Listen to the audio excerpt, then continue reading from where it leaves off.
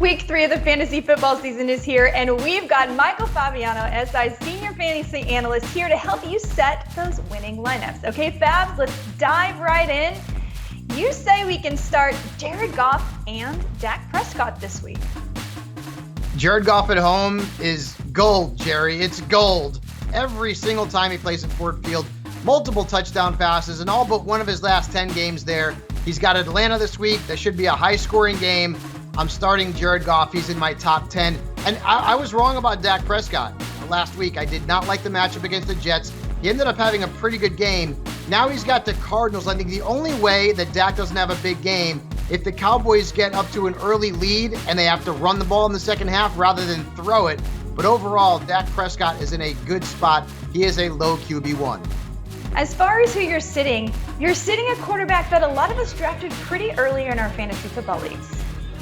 And that Justin Fields, hey, listen, he's been bad the first couple of weeks. The accuracy's not there. He's averaging fewer than 15 points a game. He's not running the ball effectively. It's just a mess. Now, I'm not sitting him for a lackadaisical quarterback. If you have Dak Prescott or Jared Goff, then I would sit Fields. Otherwise, you probably got to play him. The matchup's not great either. Kansas City's been tough on quarterbacks for the first couple of weeks. Just ask anyone who played Trevor Lawrence last week. And then Matthew Stafford, and I get it. He is not maybe the best quarterback in terms of what he used to be, right? And he still doesn't have Cooper Kupp. But Puka Nacua and Tutu Atwell are putting up numbers. Stafford really isn't. And the Bengals better get their act together or they're going to be in a lot of trouble and potentially could go 0-3. So unless you're in a multi-quarterback league, I'm going to sit Matthew Stafford. All right, let's move over to the running back position, which has recently been decimated. These have been a really tough couple of weeks to start the season.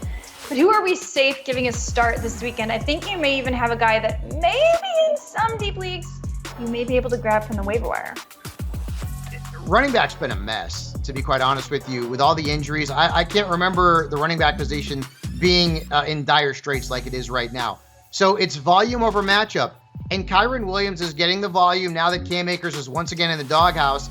And even though the matchup may not be great on paper, it doesn't matter. Williams has been very good. He is second in fantasy points among running backs behind Christian McCaffrey. That's bananas. That's crazy town. And he had a good game against the Niners last week. So Williams should be in your lineup. And so should Isaiah Pacheco. And he's not been great this year.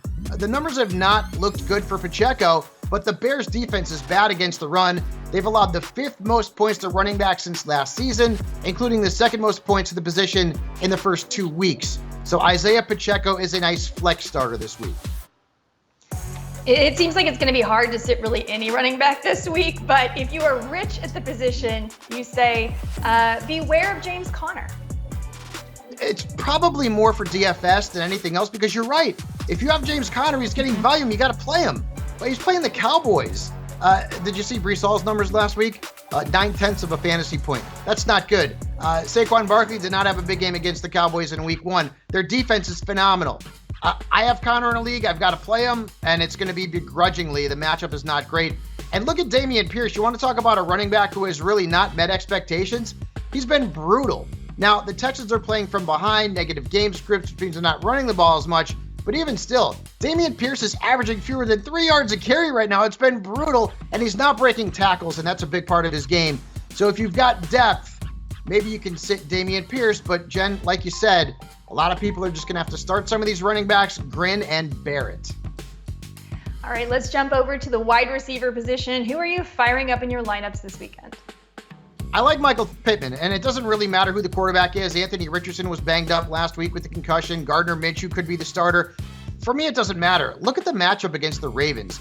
This is a very, very vulnerable pass defense. Let's put it that way. They've allowed 11-plus fantasy points to 4 wide receivers in the first 2 weeks, including almost 30 points to T. Higgins last week. So I'm starting Michael Pittman as a wide receiver 2 flex.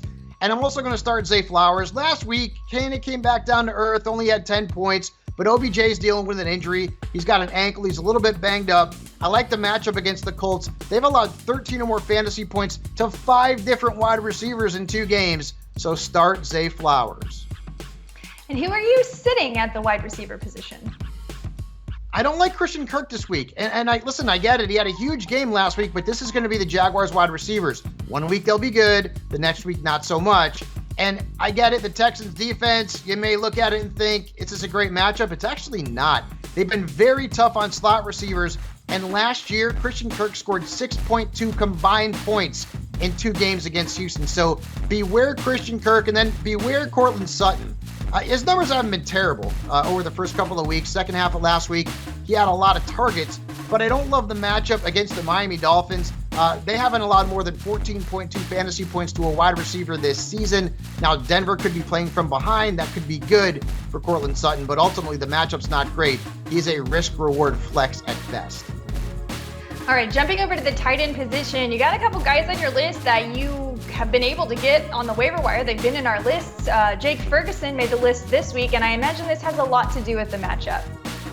Yeah, and the Arizona Cardinals have been bad against tight ends for the most part over the last 4 or 5 years, and that is the trend right now. They have given up the most fantasy points at tight ends since the start of last season. Jake Ferguson scored a touchdown last week, had 7 targets in week 1. The Cowboys are utilizing him. Get him into your lineup. And then Sam Laporta. Hey, rookie tight ends typically don't make an impact, so that's not the case with Laporta. He has been very good. He's running a lot of routes. He's playing the majority of the snaps. This is a good matchup against Atlanta as well. They've allowed the 4th most fantasy points at tight ends since the start of last season, so the rookie is in our good graces. Start him this week. And who are we sitting at the tight end position?